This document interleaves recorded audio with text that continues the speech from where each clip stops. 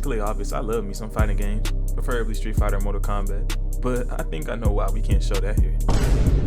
Anyways, I'm here to not only flex my ever-loving desire beating my opponents online and offline into the dust, but to also express how some of you may struggle with fighting games and having consistency, playing to learn instead to win, and also learning from your mistakes could improve not only your skill, but also enjoy what fighting games have to offer you from these 3 fundamental ideas. Now, are you ready for round 1?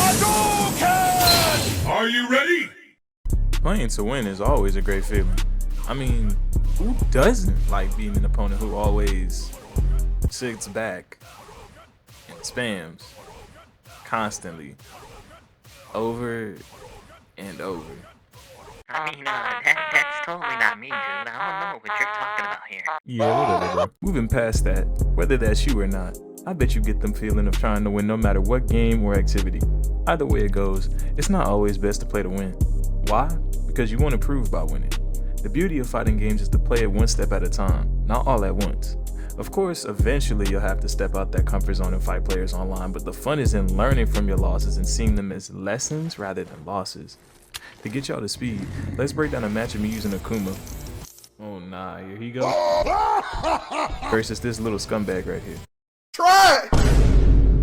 I never liked you. And another thing, you're ugly. So, first round in and I'm looking for a poke in his defense.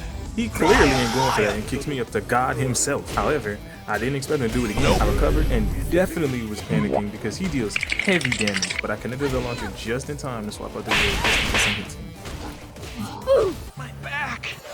So far, I developed a low-key strategy to bring him towards me so I can lead him into launchers between my team so far. This is one of the beautiful things about fighting games to me personally. The fact that you're learning either in real time with a human opponent or against cheap AI. You see your slow growth, improvement, how you're catching on to certain movements, attacks, and not panicking as much or whiffing about. You may not notice it now, but the little things mean everything in fighting games, and that shines in how consistent you are. All the way to the fundamentals to the crazy combo setups you can dish out. In itself, that's a win in its own right. Even against an opponent that you probably gonna have a tough time beating. Hey, if you land that combo and at least get a win on a round, I find that as a win myself. But in time, as you continue to improve, you will start seeing it. You just gotta be consistent.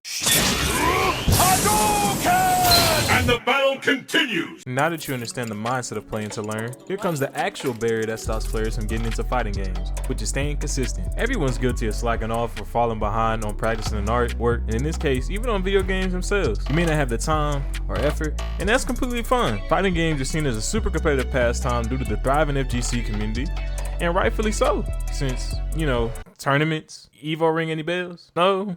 Okay then. Aside from that, take those players as an example. Players such as Sonic Fox has been attending tournaments since he was like 13 when he won his first one. And to this day, at age 25, he's still going at it, still putting work in and out of the FGC. But what I'm trying to say overall here is don't give up on a fighting game so soon. You will lose a lot the first go. Everyone does. And let's not even talk about how I got robbed.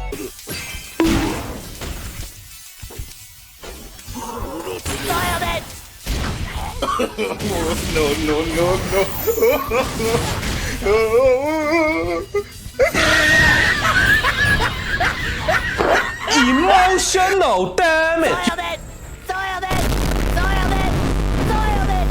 It sure wasn't pleasant, but it definitely helped in the long run because I've learned to help keep myself consistent and keep brushing up on my skills whenever I can. Combos, positioning, footsies, the basics, all down to the technical stuff like throw escapes and more. The more you get into a fighting game and notice how you slowly improve, you'll start to learning from your mistakes and start going all in on your favorite fighting game. This is the last round! Overall, I hope this video helps people to get into fighting games and not feel afraid or overwhelmed by the skill ceiling they have. In fact, most fighters are easy to get into and yet there's so many of them.